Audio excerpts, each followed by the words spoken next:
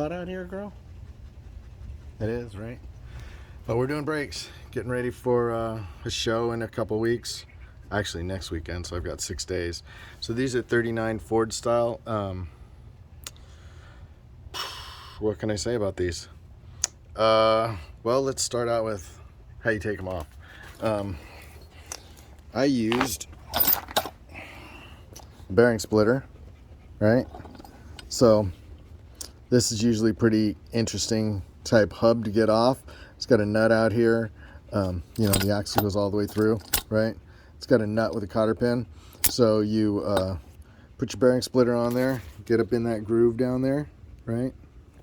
So you get in that groove right there, put a couple, I think there's a 5.5 or 6 inch bolts in there. Then get your steering wheel puller, put it on top, put a flat dish, right, on there. Let me see if I can show you guys that. Anyways, it's flat. There you go, a flat dish, so that when it rides up against here, it's not, you know, mushrooming the head. So I go like that, right? Anyways, and then yeah, you just start tightening this up, and then it pushes against it and pulls it up, right? So simple, easy way to get your drum off. This has an original seal in it, which is interesting. That's leather in there. There's no real lip. It's just a piece of leather with a backup washer, right? And then usually takes a retaining ring like that. And then, you know, in there's your needle bearing and all that. You can see it's just nasty in there. And then the taper, right, for the other axle, or for the axle shaft. Anyways, here's the other side. You can see that I've spun a couple Woodruff keys before and screwed up the taper here, right? Because once you lose that Woodruff key, once it shears in this groove, then the drum spins on here and then it gulls it up. So it's kind of bad, but it's still usable. Anyways, this one I had to do wheel cylinder cups, and like I said, I had to replace the grease seal. So the leather's no longer available. You use you know, this new style neoprene with a, I'm not sure if there's a spring in there or not. Feels like it, but it's double lip. And then, you know, you make sure that's what's going on with my hands. Make sure that side right there goes on like that, right? So the oil can't get past.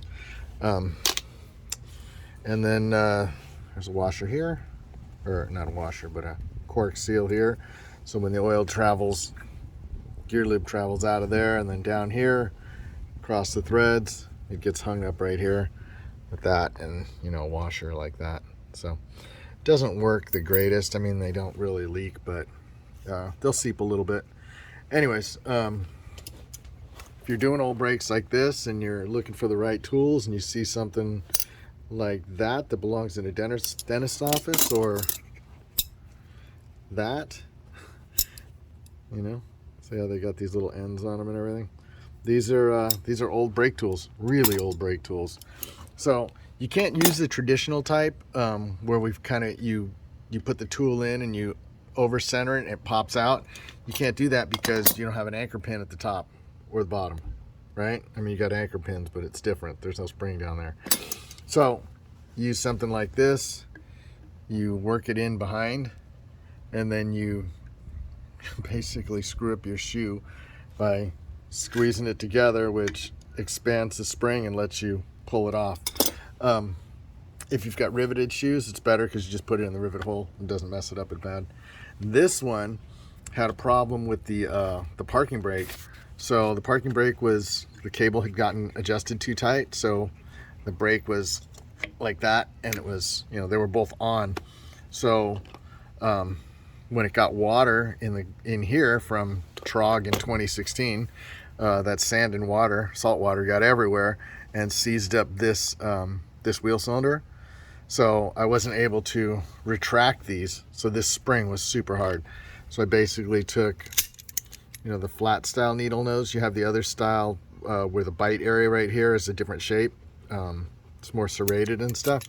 So I basically grabbed it like that, you know, held it down as tight as I could, and then basically pulled it that way, or pushed it that way, and then pulled it out.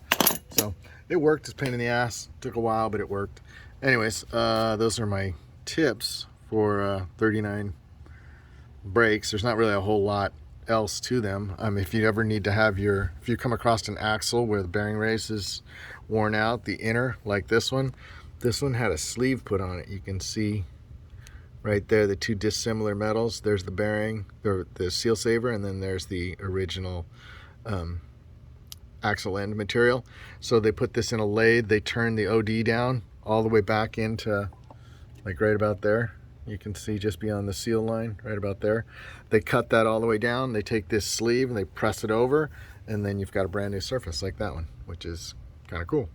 So saves your axle tube ends. And these are 36s, which they're a pain in the butt to get a hold of. So anyways, that's it. Making my way off to the San Marino concourse in a couple weeks. So that's why we're working on it. And got my knees.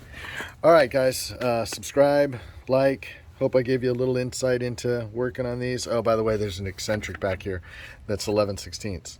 So this side, I think, is clockwise to tighten.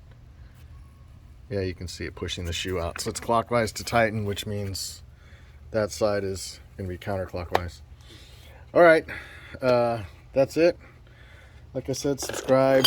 Get out of here, girl. What are you doing?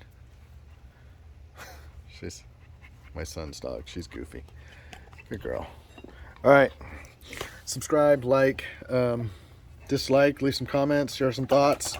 Have a great weekend, guys. Bye.